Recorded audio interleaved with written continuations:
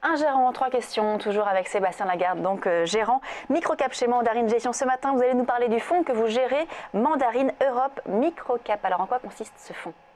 Alors le fonds Mandarine Europe Microcap est un fonds purement action, totalement investi dans des très petites sociétés européennes. Donc pour nous, des très petites sociétés, ça veut dire des sociétés qui capitalisent, pour faire simple, moins de 500 millions d'euros.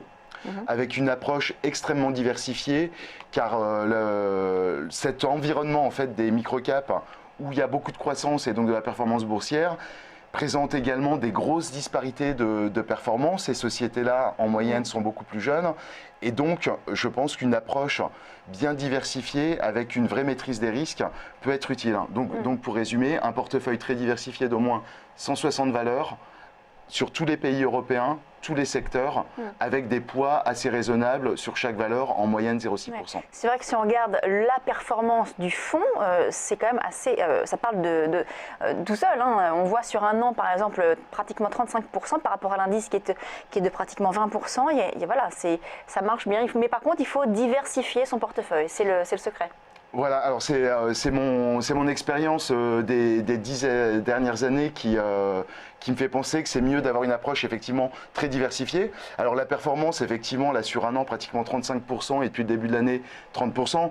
Bon, évidemment, il y a le segment de marché sur lequel j'investis qui a eu de très belles performances. Et puis ce qui est intéressant, c'est que dans cet univers qui est très très large, hein, il y a 4800 microcaps en Europe avec des grosses disparités de performance.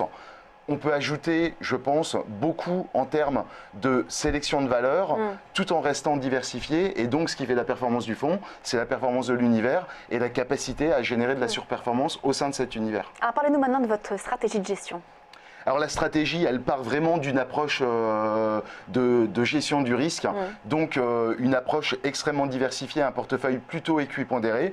Et donc, si vous voulez en venir à quelles sont les thématiques, les pays, les valeurs que je vais privilégier, je commence toujours par répondre, attention, nous ce qu'on vend avec le fonds Mandarine Europe Microcap, c'est une approche extrêmement diversifiée et avant de donner 2 ou 3 noms de valeurs, ce que j'aime bien dire toujours au préalable, c'est que c'est un univers de valeurs risquées et donc une approche diversifiée est certainement la plus adaptée à ce segment de marché. Alors maintenant, vous nous avez dit ça, quelles sont justement vos principales convictions?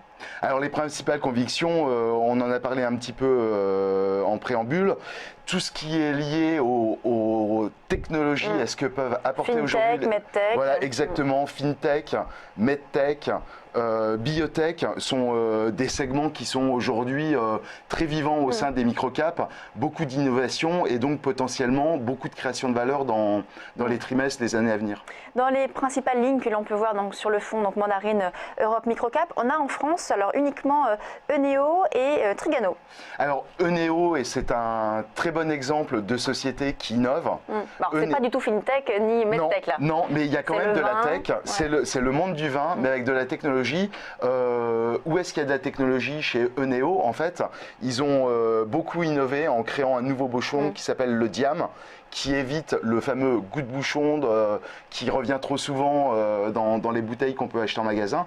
Et donc Eneo a réussi à innover vraiment et aujourd'hui c'est une vraie success story ce nouveau bouchon Diam. Donc il y a de la technologie même dans les mondes traditionnels. Et Trigano, c'est quoi? C'est allé où la technologie? Et Trigano, alors là c'est une histoire complètement différente. C'est vraiment une histoire de recovery après une période un petit peu difficile, justement pareil, entre la crise financière et grosso modo il y a 2 ans.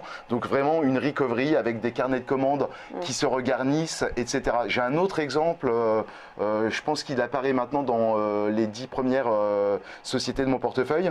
C'est une société danoise qu'on connaît en France parce qu'ils ont des magasins en France et c'est une recovery également. C'est une société qui s'appelle Beau Concept, donc qui design des meubles avec le style danois et qui également est une très belle recovery avec une performance cette année de plus 460%. Voyez. Voilà.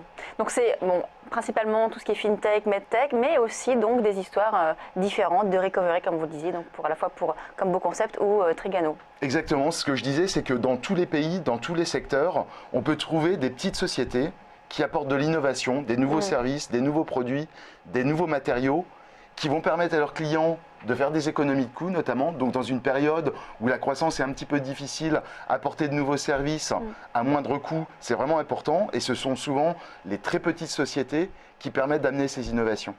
Merci Sébastien Lagarde, donc le gérant de Mandarine Europe Microcap, donc chez Mandarine Gestion. Merci beaucoup. Merci. On marque une très courte pause, on se retrouve tout de suite pour la valeur du jour.